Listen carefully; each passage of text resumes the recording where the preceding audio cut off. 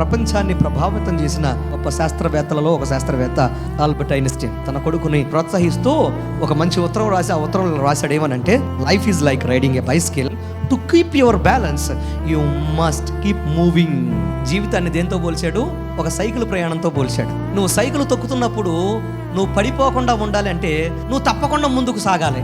ఎప్పుడు కదలడం మానేస్తావో ఆ రోజు పడిపోతావు. ఎప్పుడు కదలడం నువ్వు మానేస్తావో నువ్వు పడి భయంకరమైన గాయాల పాలవుతావు. అందుకోసమే యూ షుడ్ కీప్ మూవింగ్. నువ్వు కదులుతూనే ఉండాలి. ఈ గొప్ప వ్యక్తి యొక్క అద్భుతమైన మాటకు ప్రేరేపణ ఏంటో తెలుసా? ఆగిపోక సాగిపోండి. మనం కదలాలి, అది దేవుని చిత్తం. కదలకపోతే పడిపోతాం. కదలకపోతే ఏమవుతుంది తెలుసా? గాయాల పాలైపోతాం.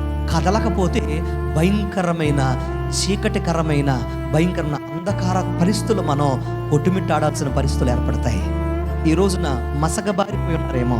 ఒకప్పుడు వెలిగేవారే, ఒకప్పుడు చాలా బ్రైట్గా ఉన్నవారే, చక్కగా కాంతివంతంగా ఉన్న కుటుంబాలు, కాంతివంతంగా ఉన్న వ్యక్తిగత జీవితాలు ఈరోజు మసకబారుతూ వచ్చినాయేమో. ఏ పరిస్థితులు మీరు మసకబారినా కానీ నా దేవుడు ఒక్కసారి నీ జీవితంలోకి వచ్చాడంటే నువ్వు ప్రకాశవంతంగా వెలగడం ప్రారంభిస్తావు.